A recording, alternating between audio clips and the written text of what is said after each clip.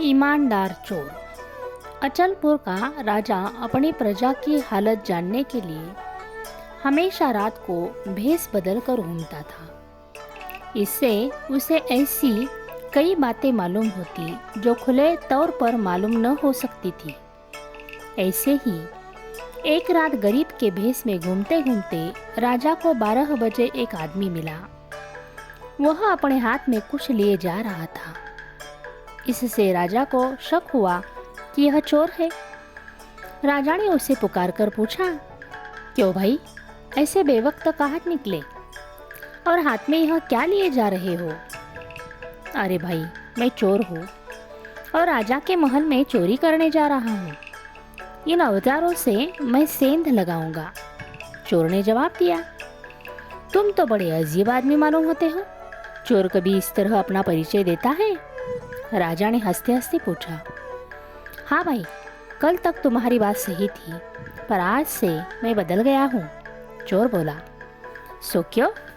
राजा ने पूछा। बात यह है कि आज सुबह मुझे साधु महात्मा के दर्शन हुए।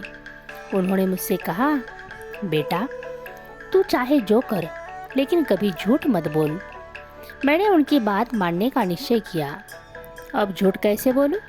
चोर बोला। ठीक है, मैं भी चोरी करने के लिए जा रहा हूँ, लेकिन तुम अकेले क्यों चल निकले? अकेले में जाने को खतरा है, क्यों ना हम दोनों साथ साथ जाएं? 1 और 1 11 होते हैं। मैं भी गरीब आदमी हूँ, भगवान ने चाहा तो आज दोनों की जेब गर्म होगी। चोर कुछ सोच में पड़ गया, फिर बोला, खैर, तुम्हारा कहना भी ठीक है। 1 से 2 भले। तुम मेरे साथ आ सकते हो।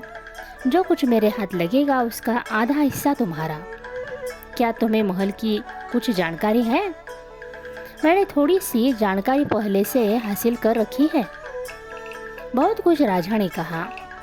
मैं वहाँ का कोना कोना जानता हूँ। दोनों दबे पाँव चलने लगे। राजा चोर को जानकारी देता गया और वह आगे बढ़ता गया। अंत में दोनों खजाने के कमरे के पास पहुँचे। चोर ने अपने औजारों से बिना आवाज़ किए सेंध लगाई, अंदर गया और तिजोरी खोली। उसमें से कुछ निकालकर बाहर आया। राजा बाहर ही निगरानी कर रहा था। चोर ने राजा के हाथ पर एक अनमोल हीरा रखा और दूसरा अपनी जेब में रखा। राजा ने पूछा, क्यों भाई, राजा के पास ऐसे 3 हीरे हैं और तुम 2 ही ले आए? क्या तीसरे को तुमने कहीं छिपा रखा है?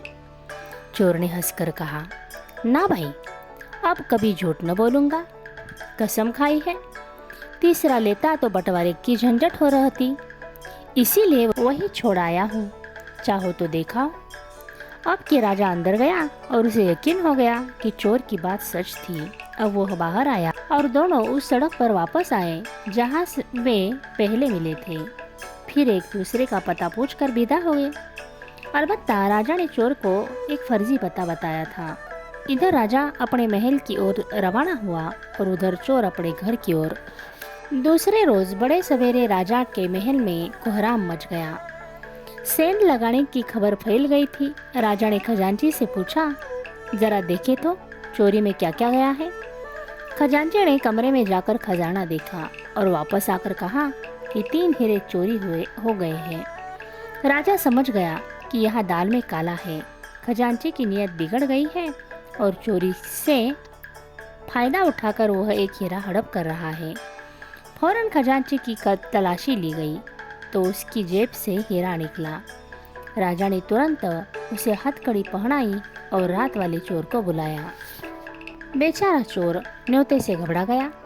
महल में आने पर उसने राजा को गौर से देखा। वह समझ गया कि कल का अपना साथी चोर नहीं था, बल्कि खुद राजा ही था। चोर को काटो तो लहू नहीं।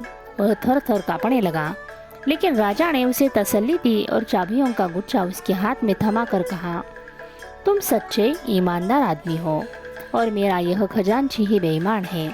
मुझे अब अच्छा ईमानदार खजांची चाहिए। उस जगह पर मैं तुम्हें नियुक्त करता हूँ।